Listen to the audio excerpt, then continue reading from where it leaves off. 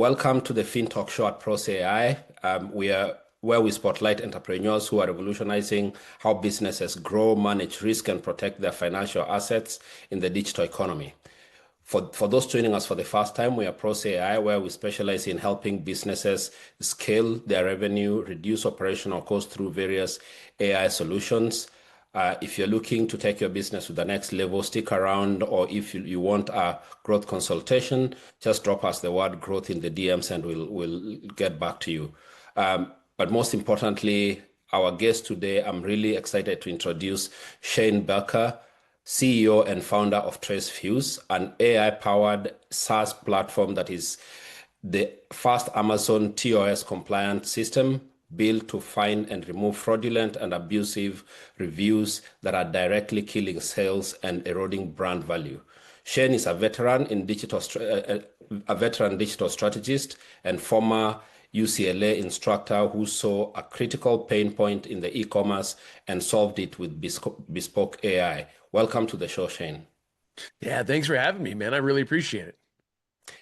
Shane, take us back to the start. You have deep successful background in digital marketing, SEO, and content, and walk us through the decision to pivot from consulting, for Fortune 500 companies to building a dedicated software solution like TraceFuse. Yeah, absolutely. So, it's funny. I've always been in the digital space for 20, 25 years. I'm an old man. You can tell by the gray in the beard, right? And I'm balding up top. So that kind of shows that maybe I have some wisdom. I've learned some things along the way, I guess is what I'm telling you. So yeah, I've really been in the digital space pretty much my whole life. And so that's, online lead generation, influencer marketing, as you touched on about UCLA. It's really been online based, and I've always been really intrigued by that and, new platforms and new ways to be able to market. And so there's always fun things to be able to check out. I enjoy that fast pace, but I have also wanted a SaaS product. I have a lot of friends that have built out SaaS products and made a good amount of money and really offered a great service. And so I've always been intrigued by that, but I'm not a developer. And, you always, as you run into certain things, you're like, oh, okay, I'm not a developer. So I need a technical developer and a co-founder, but then how do I know they're doing the right thing? Or anyways, you get my point. My point is, how are we going to figure this out? But I've never been shy about going in, jumping in with both feet and trying to figure something out. So I always like a challenge. When somebody tells me I can't do something, I take that as a personal, hey, I don't think you can do it. And I say, okay, here, hold my beer. I'll be back in 4 months and I'll let you know. I'm going to make it happen. So that's always been my thing. I like a challenge. And so when I jumped into the Amazon space, it was really due to, I had some clients of mine at shanebarker.com, which is my personal brand and where I've always had my blog and podcast and all the fun stuff. Right. What we're looking at there is I said, hey, what is your guys' biggest pain point when it comes to Amazon? And everybody said the same thing, really, some people sales, some people this PPC, but most people were saying, hey, listen, reviews, that is going to be kind of a sticky point.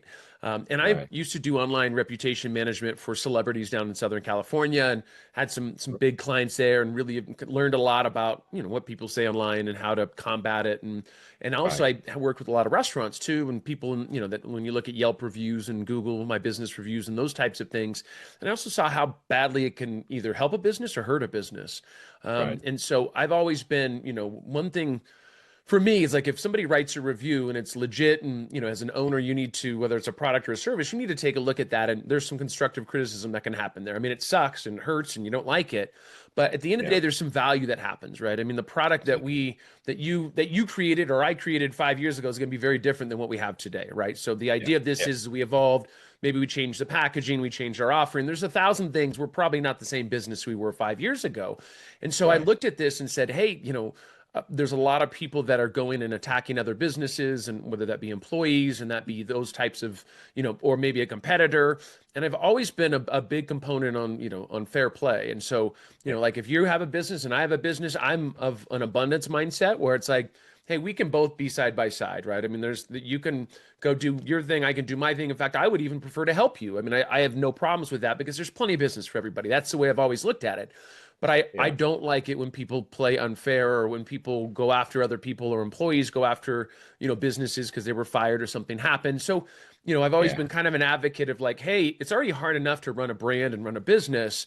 But what are we going to do to be able to, once again, to be able to make it so that we're all playing evenly? And on Amazon, I didn't realize how bad it was. Like what I mean by that is like, how you can get attacked on Amazon, like you can on any platform. We just decided to focus on Amazon. And really Right. what we focus on are product reviews, right? So anybody that wrote a review on a product, the angle for us is obviously anything that violates Amazon's own rules or their own guidelines. So Amazon has guidelines. You actually, a lot of people don't know this, but in an Amazon review, you can't cuss, you can't mention a competitor, you can't mention pricing, anything Right. FBA related. So if it got shipped out from Amazon, you can't do that. If somebody says, "Oh, this product was 2 weeks late, it's terrible." Okay, well, that's a problem with shipping. That's not a problem with the product, right? So Yeah. Amazon wants those reviews to be removed. And also Amazon wants reviews that are thorough, right? If you just Right. said this product sucks, okay, but how long did you buy it once? Did you buy it twice? Did you try it for 1 week? Did you try it 5 times a day? How long did you try it? What did you like? What did you not like? The idea of a review is for me as a consumer to leave it and for you as a consumer to read it and go, yeah, that makes sense. I'm going to give it a try, right? Those are some of the ailments and things that I have going on. Hey, that makes Yeah. sense. I'm going to give that supplement a try. And so, what we looked at was things against Amazon's guidelines, but then also if somebody gets attacked. So if somebody gets attacked in the platform, we have different things that get flagged in our system where we go and take a look at it. Like if somebody goes and buys a product 5 times and gives it a 1-star review. Like as a consumer, that's not how we work, right? If you hate a product, you're not going to buy a second one, a third one, a fourth one, and a fifth one, right? That just doesn't, that's not how it works. And so that gets flagged in our system.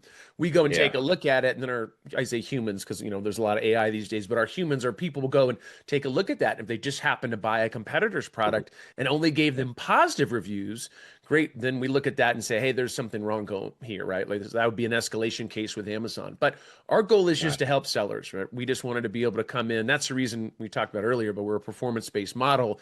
We did that to kind of take the risk away and say, hey, what can we do to be able to get those reviews removed for you guys? Because the reviews on Amazon, it's the core of what Amazon is. I mean, a lot of people don't know it, but the minute you go to Amazon, the minute what you do first, everybody does, and you don't Yeah. realize is you look at the reviews. Always. Like Yeah. it's a Absolutely. given. Yeah. So Absolutely. that's what we said. Hey, so if you have terrible reviews, and we all know this as marketers, you can have the worst product in the world, but if you have a great marketer, and great reviews, great. People are going to buy it. You can have the best Right. product in the world. If you have bad reviews, people aren't going to buy it. So that Yeah. is our first line of defense on whether we make a decision to purchase or not to purchase. So, Right. we wanted to be able to kind of clean that up and clean up those listings for those sellers and be able to, especially during Prime Day and Christmas and all the other holidays or time when they can make their big bucks. We want to make sure that they're putting out their best foot forward when it comes to reviews. Yeah, I mean, that's pretty amazing. I didn't know how bad the problem is, but it sounds like it can really be pretty damaging for brands. And as you're saying, already it's hard enough to grow a brand, and when you have somebody attacking you on an unfair point, it doesn't work. But one thing that I also pick from you is your story. There's so many people out there who are thinking, I have this great idea, but I'm not a developer. I don't know how to code. I don't know how to do this. But you took it head on and said, I'm gonna make this work. Can you maybe tell our audience, maybe people who are thinking out there who have some business ideas, how that mindset works? Yeah. I mean, at the end of the day, you can look at 1,000 different reasons not to start a business, right? That all, I mean, and I'm not saying you shouldn't evaluate that and take a look at that. But if you're, there's always going to be, they always have these memes, the road to entrepreneurship is like this, right? We go up and down, up and down. People just think that you start a business and then you just hire somebody to count your cash. Well, that's not the reality of the situation, right? I mean, it can, but for the most part, there's lots of ups and downs. And so what I tell people is like, hey, listen, really take a look at this. You want to do everything you can to be most prepared to start your own business if that's what you decide to do, right? There's Right. all kinds of imposter syndrome. There's all kinds of things you can tell yourself. And if you believe that, if you tell yourself that and you believe that, it's going to be difficult, right? I mean, you have to believe in yourself. You have to believe in what you're going to do, but there are definitely things you need to do to be able to make sure that you're prepared for that journey, right? And one Right. thing is going to be just working capital, right? You have six Yeah. months of, at least 3 to 6 months of capital so that, and saying, hey, I'm going to give everything I can for the next 3 to 6 months and put a Yeah. timeline on it. And great, I'm going to do, let's say 6 months because I have whatever, $30,000 that will pay for my mortgage and family and all Yeah. this stuff. And then I can Mm, just focus on this. Great. You give it a timeline, you go and you mm, put your best foot forward, and then you're going to figure out, do some testing, do some things ahead of time. And then yeah. once you get to the point where you're like, hey, I've kind of validated this, right? Like I believe that we're there. Now you can go and you can quit your job and know that you have 6 months and you have, you're prepared to go into this thing and you understand that timeline. Yeah. And then the one thing I would recommend is, always try to hire a mentor if you can afford one, right? Or somebody that can help you, because that's going to be very, very, growing up, I was joking, well, kind of joking around. I call it Shane 1.0 and I'm like at Shane 4.0 now. I don't know, maybe even 5.0. We don't even know. But back then I was always like, oh, I can do it myself. An entrepreneur, hear me Right. roar, I'm pounding my chest like nobody, I got it, I'm fine. Well, now Shane Yeah. 4.0 or whatever we are today, I'm like, hey, listen, I'll hire somebody in a hot second to help me accelerate my learning curve and to be able to Right. be more successful. Because there's a lot of people out there that have been successful, right? And Yeah. if you want to, you can go pave your own way, which that's fine. But at the end of the day, Yeah. it's a lot easier if you have somebody else that's already paved the way and says, hey, listen, let me show you how we can do this. Because you can Yeah. spend 3 months of trying to figure it out, or you can go pay $5,000 for a consultant or whatever the number is to be able to Yeah. have them say, hey, here goes the blueprint. This is what Yeah. I did. I'm going to support you along the way. Well, guess what? Your business is going to have 10 times higher success rate because you have somebody Yeah. that's already been through it. They're going to say, hey, don't make a right there. You got to make a left here, right? Like, so it's really important to be able to understand that. So do everything you can to set yourself up for success, right? From the beginning, right? And make sure just going and saying, hey, I've got an idea. I want to do this and quitting your job today. You got to Right. prep for that, right? You're like anything in life, right? I mean, you got to say, okay, what am I going to do to be able to make this be successful? And I want to do everything I can up until that point when I quit my job. And that includes, once again, if you have a mentor or people that you talk to about your business, because it's not all going to be ups, right? There's going to be a lot of ups and downs. And there's a lot of, I'm not a developer. I went to go Yeah. take a coding class and I Yeah. was humbled very, very, very, very quickly, my friend. I am not a coder. These little fingers are for marketing and sales. I realized, man, I went in and took a coding class. This is a true story. Yeah. So it was a Yeah. friend of mine. This was probably about 12 years ago. And it was a good friend of Right. mine that was teaching a class outside of the university. He's like, Right. hey, I'm doing this coding class. And I was like, oh man, I really want to learn coding. He's like, yeah, you should jump in. You're a pretty smart guy. You should be able to figure it out. Yeah.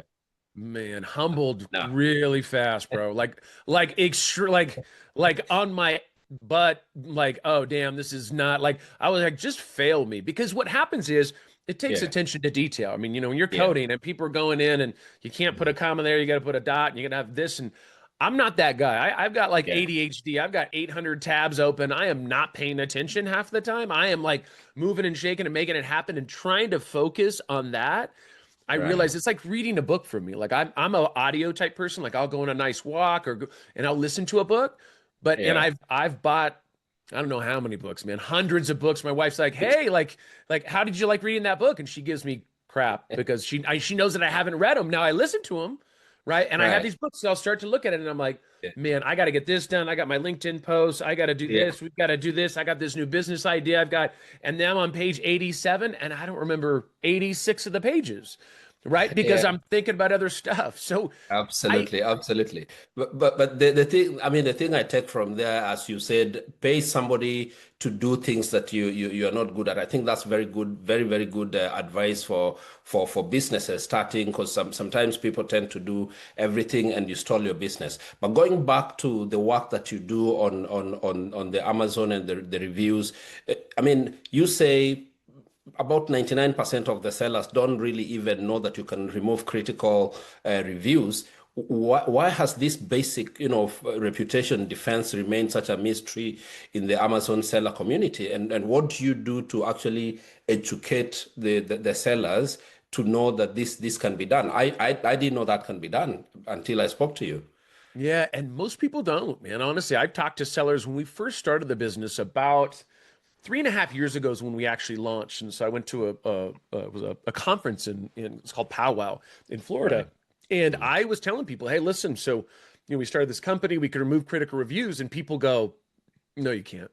And I'm like, no, no, we really can. I'm like, no, you can't. That's always a black hat tactic or some kind of Right. behind the scenes weird stuff. Somebody giving you cash in an alleyway and you drive off in a black van or something, like making it Yeah. this thing. There was a stigma to it. And so what I realized very quickly is that I hurry up and put my face on the company and let everybody know that, hey, this is a legit company. I used to teach at UCLA. My goal is to be able to, because we're paving the way.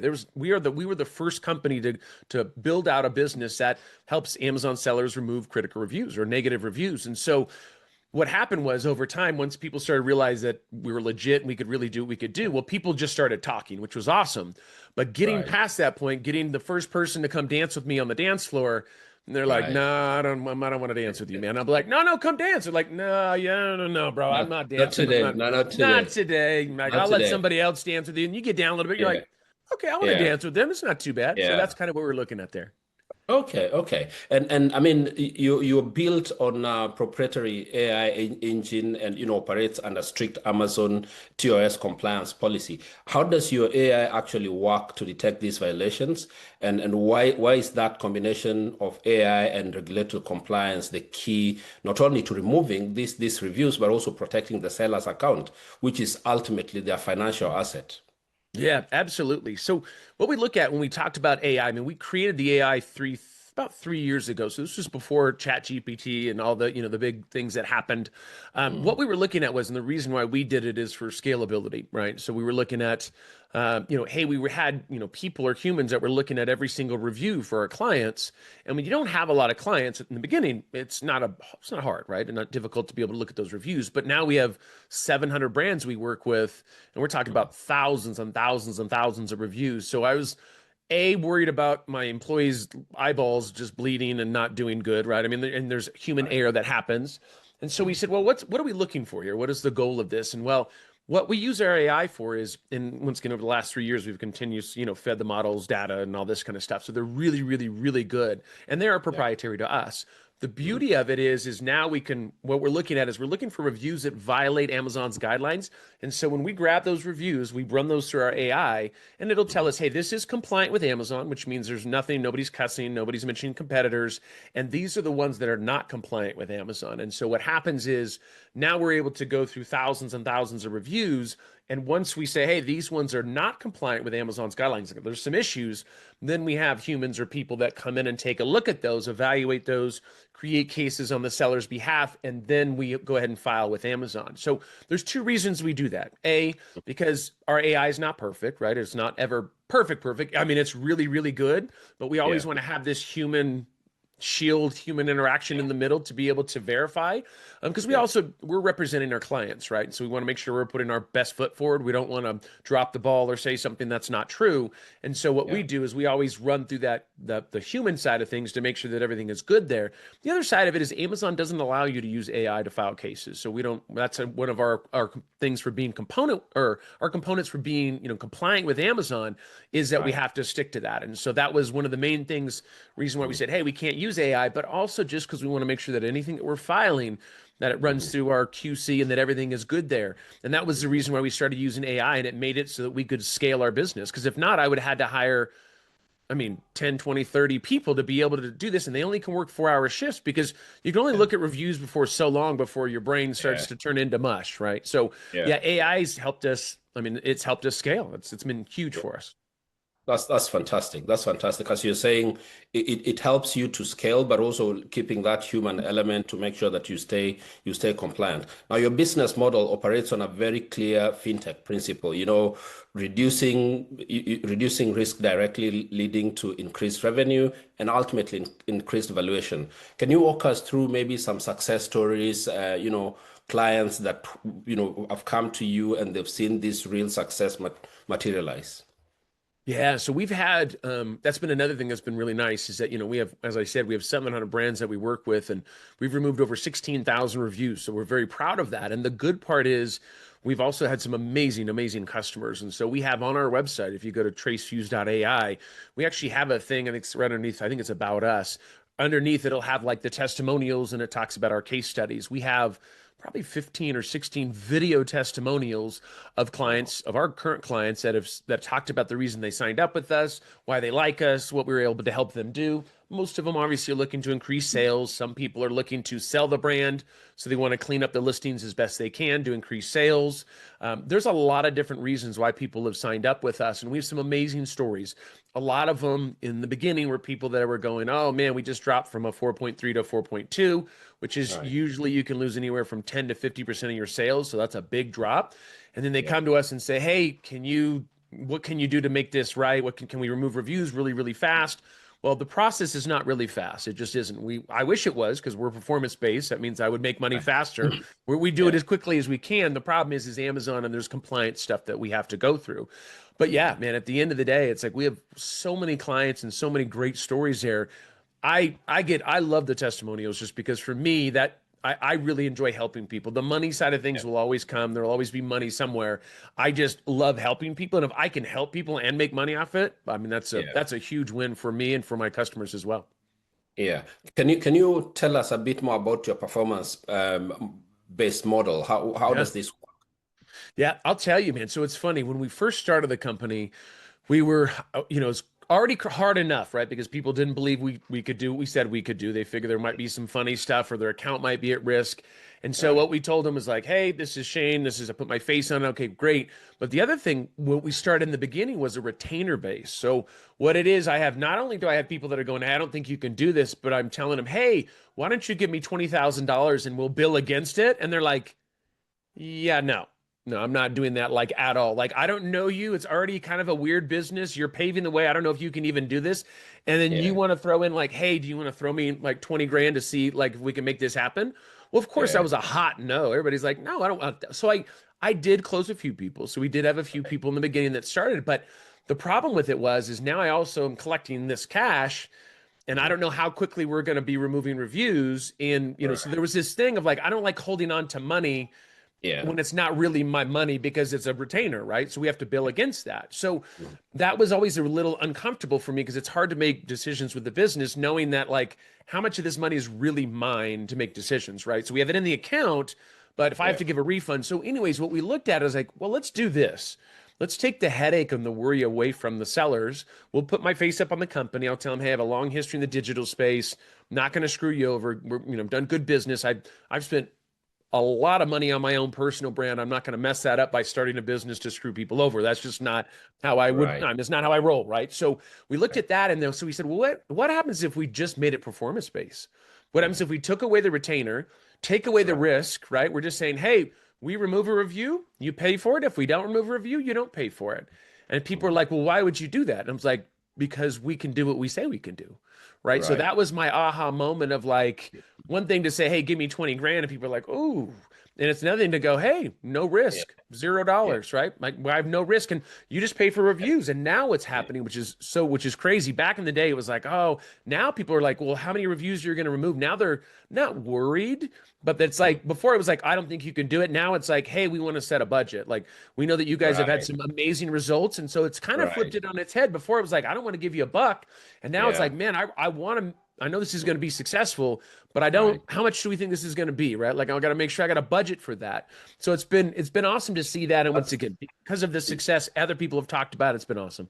Wow, that turned it completely around for you. I mean, pretty amazing place to be. And you work with everyone, from new sellers to 600 plus huge brands and aggregators. How do your acquisition and marketing strategies differ when approaching these two different sets of clients?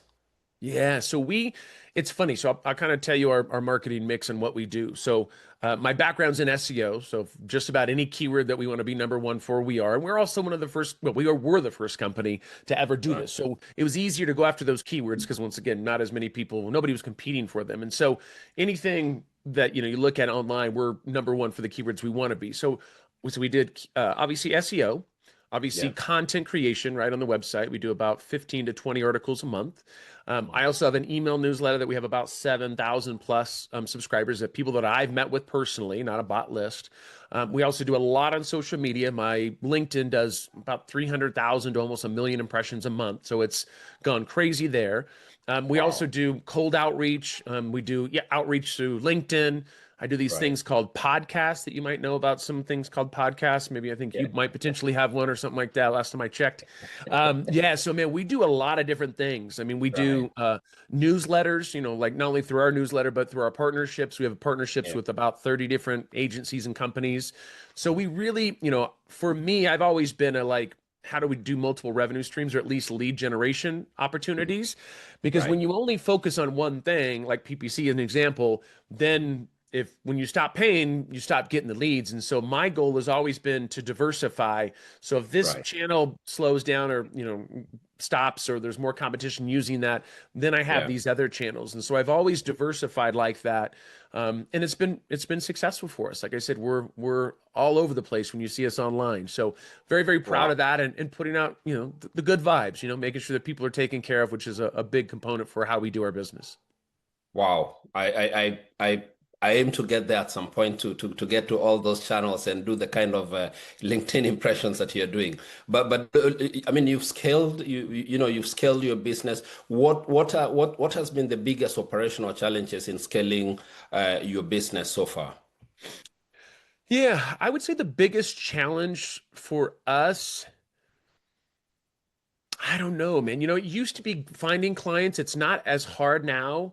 Right. Um, Really, probably just, I don't know. There really hasn't been as many challenge. I mean, the challenges obviously were in the beginning because we built software and we did all that, but now it's just really, really going. We don't have any major issues. I mean, we are obviously relying on Amazon to remove the reviews, so that can be, that Mhm. process is not an easy process. Right. Because we're filing cases, and if they close the cases, we're filing more cases, and we're filing things on reviews that Amazon wants removed themselves. It just Mhm. takes a little while to get to the right people, and so that's a little bit of a pain point for us. Mhm. But it's not impossible, right? I mean, we're obviously still we've removed what 17,000 reviews so far, or 16,000, excuse me, reviews so far. So we've had some amazing success, but there's a lot of effort that goes into that. It's not like clicking a button or filing one case. So I would say that's probably the biggest pain point is the response by Amazon and how long that takes. That because once again, we only get paid when those reviews get removed, right? So that's a very big component. We have to get Amazon's buy-in, and they're the ones who remove the reviews. So we have to Right. file, better and better cases and give all the explanation. And we want to make it a no-brainer for Amazon because Amazon does a Right. great job of removing reviews that before they even get on the platform, but Right. they sneak through, right? I mean, that's like anything. There's always some way that somebody gets in, and they do. Then we're going to be there to be able to file a case and get that review moved for them. Right. And looking at the competition landscape, of course there are other players or new players coming. How do you maintain that competitive edge? I know you have your proprietary AI, your compliance, remove pay for removal model. How do you stay ahead of the game? Yeah. So really just by, content and really putting out information, right? That's really education is our big thing. So we do have a few competitors. But the thing is the ironic part is that one of probably our most major competitor is an ex-employee of mine. Which is, that happens. And so, there's some things that anyways, there's a long story there, but my point is I don't mind competition if Right. their heart's in the right place and they're helping sellers. Like I don't, even if they're cheaper than us, right? Because we obviously have software, we have, costs Yeah. and expenses and stuff. Yeah. And a lot of these other companies they're where we were 3 years ago, right? So they're just starting off. Mhm. Can't say that they're good or bad companies compared to us, but because I haven't used their service. Yeah. But once again, I don't mind competition. Like we talked about it earlier. I have an abundance mindset. So let me give you an example. We have 700 over 700 brands that we work with. There's Right. 1.9 million sellers on just the US platform alone, just the US, not UK, not, Right. Germany. Right. And so Right. we're the biggest company, but this is Right. how much is there. And so guess what? Is there enough room to have a competitor, two competitors, three, 10? I have no problem with Absolutely. that. Right Yeah. now, we have a huge piece of the market share because of the marketing and the amount of effort that these companies would have to put in to even compete with us is Right. pretty crazy. My background's in marketing, right? So that's but for Yeah. me, once again, even if they did compete, even if somebody took over more market share than us, which I doubt will happen, but if it does, Right. then they're out hustling me, man. I mean, what can I say? I mean, I love a good challenge, right? I got to get back into the number one. If somebody wants the number one spot, you got to come for me. But it's not going to be Yeah. an easy win. But as long as you're doing good things for sellers, I'm not here to like get rid of your business. I'm here to make sure you Yeah. do everything compliant and make sure that you keep the business because it was people were a little worried about the business model and how we were doing, not necessarily the review thing, but like, Right. of what was happening and the stigmas behind it. Right. I've done everything I can to be able to move that stigma aside. So if you come in my lane and you start doing Right. some funny stuff, I will absolutely let I will pull your card and say, hey, reach out to you directly and say, hey, you're in my space, not a problem. Just be honest Yeah. with people. Just do Yeah. good business, right? I'm not going to badmouth you. Don't badmouth Yeah. me. We can, Hmm. there's plenty of business for everybody. But Yeah. if they come in and start doing stuff that I find out that's going to start badmouth, making the industry go Yeah. back a few steps, I'm not going to let that happen. I've worked very, very hard to be able to make sure that people are doing ethical business. Yeah, good and healthy competition is always good. If and as you're saying, the space is so big. I'm staggered by the numbers you mentioned, and just how much more work there is out there to do. Yet you're the biggest, and you only have a small portion of the entire population. Now, what are your goals? What are the goals for TraceFuse over the next 12 to 24 months? Yeah, so just total world domination. No, I'm just kidding. Kind of. Yeah, no, I mean, for me, we're just going to grow at a steady pace. I mean, really, Right. I historically I've always been a like, oh, I got to go bigger and badder and this that and spend more time. I'm spending 12 hours, I'm going to spend 15 now.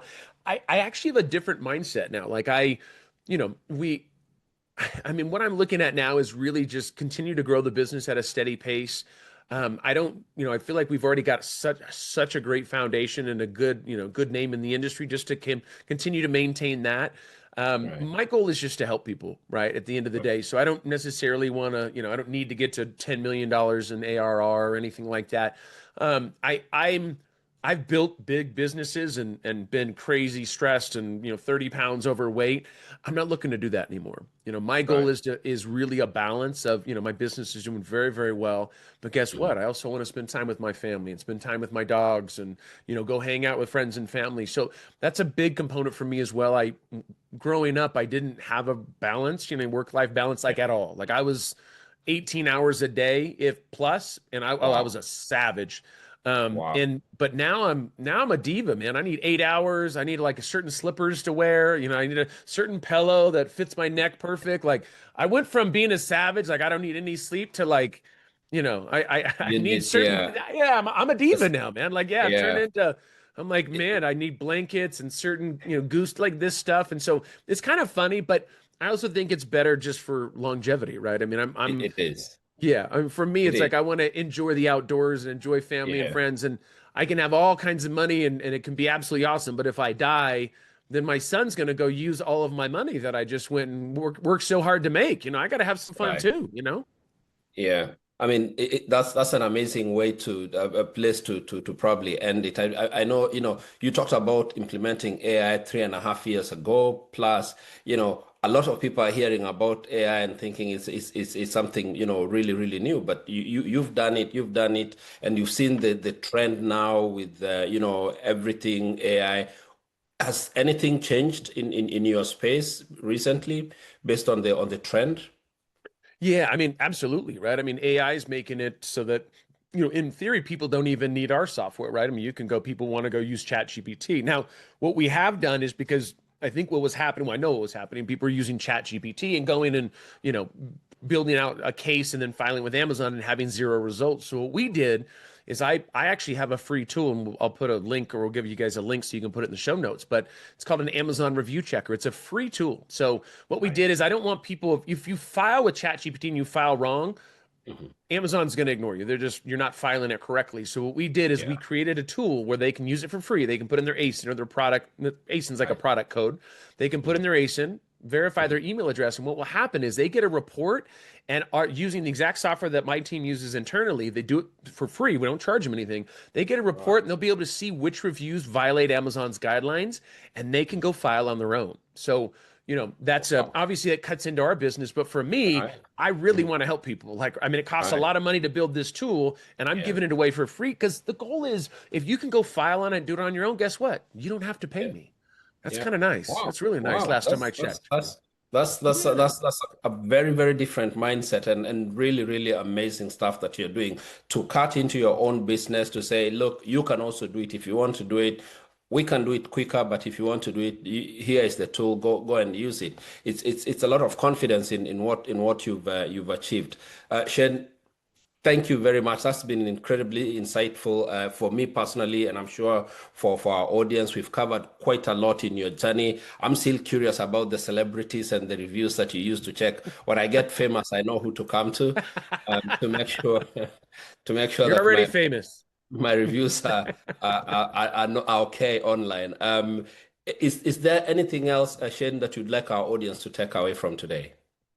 No, I just think, at the end of the day, it's like, be yourself. I mean, I hate to be cliche, but it's like, what, do what you want to do, follow your passions on things that you really enjoy working on.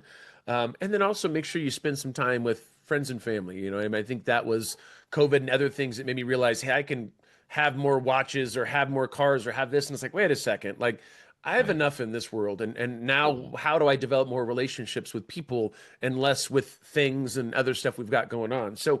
really let that sink in. And if money is your driver, that's awesome. But I don't know. I switched my mindset of just all money down to like, hey, what am I doing to be meaningful in this world, right? To be able to add some value to this world. We don't know how long we're going to be here, and while we're here, we got to do as much positive things as we can. So I'll tell people too, if you want, you can reach out to shanebarker.com, which is my main website for more Right. digital marketing stuff, or you can go to tracefuse.ai, and that's TRACEFUSE.ai. Or if you're an Yeah. Amazon seller or anything like that, we have our free tool that I'm sure the link will be in the bio. So you guys can Yeah. click on that, take a look at that. And if anybody wants to reach out to me, it's really, really tricky. You just put Shane in front of Shane at Shane Barker or Shane at tracefuse.ai. Very, very simple. Just put my name in front of that, and then I'll get Yeah. the email and I'll definitely respond to you guys. Yeah. Fantastic. And of course, they can connect with you on LinkedIn as well. Yeah, absolutely. Yeah, we got some good content coming out there and a lot of traction over there. So you got to come over and say hi. Amazing, amazing. Thank you very much. For everyone watching, listening, you can find TraceFuse at the address that you've been told, tracefuse.ai. Check out the free review checker, Amazon review checker, and follow Shane on LinkedIn. Shane, thank you again for being with us today. That was very, very insightful.